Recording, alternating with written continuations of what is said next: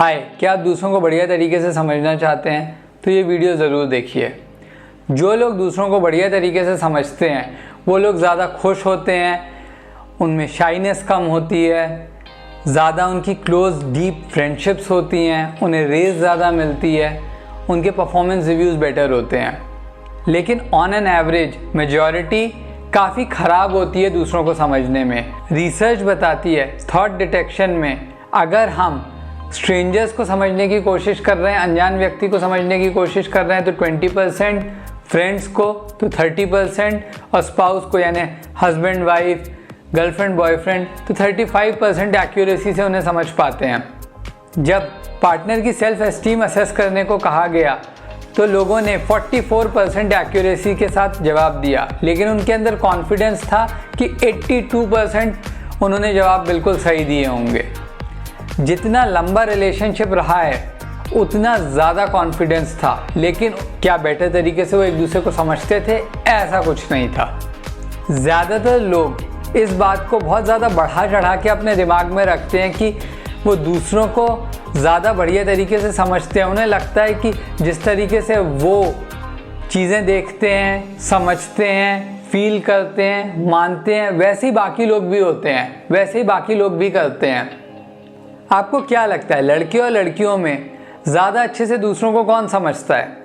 वैसे तो इस चीज़ पे बहुत सारी रिसर्चेस हो चुकी हैं, अलग अलग एजेस में, अलग अलग कल्चर्स में, अलग अलग तरीक़ों से जब स्टडीज़ हुई हैं, हर बार ये पता चला है कि लड़कियां लड़कों से बेटर होती हैं, वो भी पूरे 2% से। हाँ, और ये भी माना जा सकता है कि इसका पीछे का रीज़न बायोलॉजिकल नहीं है। जब ग्रेगरी मेयो और जेफ थॉमस ने स्टडी की, उन्होंने बोला लड़कों को कि जो लड़के लड़कियों को बढ़िया तरीके से समझते हैं उनमें लड़कियां ज़्यादा इंटरेस्टेड रहती हैं, और फिर लड़कों की ये एबिलिटी दूसरों को समझने की इम्प्रूव कर गई उस एक्सपेरिमेंट में। जो हस्बैंड्स अपनी वाइफ से परेशान होते हैं, अपनी मैरिज में खुश नहीं होते हैं, वो अनजान औरत को ज़्यादा अच्छे से समझ लेंगे अपनी वाइफ के कंपैरिजन में। जब आदमी दूसरे वाले को समझने के लिए मोटिवेटेड होता है तो वो और अच्छे से समझता है सामने वाले को। और यही चीज़ लड़कियों के केस में भी होती है।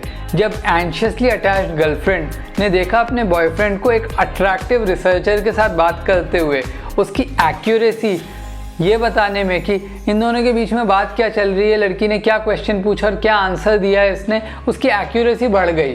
तो हमें क्लियर एविडेंसेस हैं कि जब हमारे पास मोटिवेशन होता है सामने वाले को समझने का तो हम ज़्यादा अच्छे से उन्हें समझ पाते हैं। वैसे तो दूसरों को समझने का एक बढ़िया तरीका है क्यूरियोसिटी। दूसरों को जानने की इच्छा अगर आपको है, अगर आप जिज्ञासु हो, आप सवाल पूछ के, क्वेश्चंस करके आप सामने वाले को समझ सकते हैं। ये बढ़िया तरीका है। हम दूसरे को कितने अच्छे से समझते हैं ये बात सिर्फ हमारे ऊपर निर्भर नहीं करती है कि हम दूसरों को कितने अच्छे से समझते हैं। ये बात इस बात पे भी बहुत निर्भर करती है कि वो खुद कितने एक्सप्रेसिव हैं। अगर उनके चेहरों पे कोई एक्सप्रेशन ही नहीं आता है तो उन्हें समझना बड़ा मुश्किल हो जाता है। और कुछ लोग होते हैं जिनके चेहरों पे बहुत सारे एक्सप्रेशंस आते हैं तो उन्हें समझना काफ़ी आसान हो जाता है। तो ऐसे में हम क्या कर सकते हैं? दूसरे को समझने के लिए हम ऐसा क्या कर सकते हैं? हम दूसरों से अलग टाइप की सिचुएशन में मिल सकते हैं। फॉर एग्जाम्पल, अगर मैं किसी के साथ चाय या कॉफ़ी पे बात करूं तो मुझे इनके बारे में इतना कुछ नहीं पता चलेगा, लेकिन अगर मैं इसी व्यक्ति के साथ फुटबॉल खेल रहा हूँ तो मुझे बहुत क्लियरली पता चल जाएगा कि किस तरह से स्ट्रैटेजी बनाते हैं, चीटिंग करते हैं कि नहीं, अगर हार रहे हो तो कितना फ्रस्ट्रेटेड हो जाते हैं। उनके बारे में बहुत सारी चीज़ें पता चलेंगी जो नॉर्मली एक नॉर्मल सिचुएशन में नहीं पता चलती हैं। एक दूसरा तरीका है अलग अलग लोगों के साथ एक इंसान किस तरह से बिहेव करता है, थर्ड पार्टी के साथ एक इंसान किस तरह से बिहेव करता है, उसमें भी एक इंसान के बारे में काफ़ी कुछ पता चल जाता है। एक रिसर्च में पहली डेट पे लड़के और लड़कियों को बोला गया था कि आप अपनी पहली डेट पे कंट्रोवर्शियल टॉपिक्स पे बात करिए, जैसे कि सेक्स, अबॉर्शन, इस तरीके के। उन्होंने डेट के बाद बताया कि वो सामने वाले को और बढ़िया तरीके से समझ पाए, और ये भी उन्होंने देखा कि उन्होंने पूरी डेट को ज़्यादा एंजॉय किया।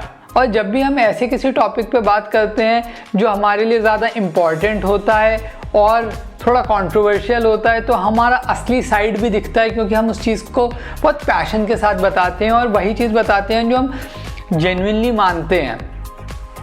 अगर आप ये सोच रहे हैं कि अभी तक बॉडी लैंग्वेज का टॉपिक क्यों नहीं आया है, तो उस पर भी हम आ जाते हैं। बॉडी लैंग्वेज का टॉपिक कुछ इस तरीके का टॉपिक है जिसे मूवीज़ में, टीवी शोज़ में, बुक्स में बहुत ज़्यादा ग्लोरीफाई किया है, लेकिन ये देखा गया है जब हम लोगों को देख पाते हैं और उन्हें सुन नहीं पाते हैं तो हम उन्हें समझने में 4% कम इफ़ेक्टिव होते हैं। लेकिन अगर हम उन्हें सुन नहीं पा रहे हैं, देख पा रहे हैं, तो हम उन्हें 54% कम एक्यूरेसी के साथ समझ पाते हैं। यानी कि बॉडी लैंग्वेज से बहुत ज़्यादा पावरफुल होता है वॉइस में चेंज, आवाज़ में चेंज। आवाज़ कैसी है एक सामने वाले की, वो किस तरीके से बात कर रहा है, इससे हमें बहुत ज़्यादा अच्छे से समझ में आता है कि सामने वाला किस मनोदशा में है, किस मेंटल स्टेट में है। तो आपको हमेशा इस चीज़ पे ध्यान देना चाहिए कि सामने वाले की आवाज़ क्या उसके बारे में बता रही है। उम्मीद करता हूँ कि ये वीडियो आपको अच्छा लगा हो।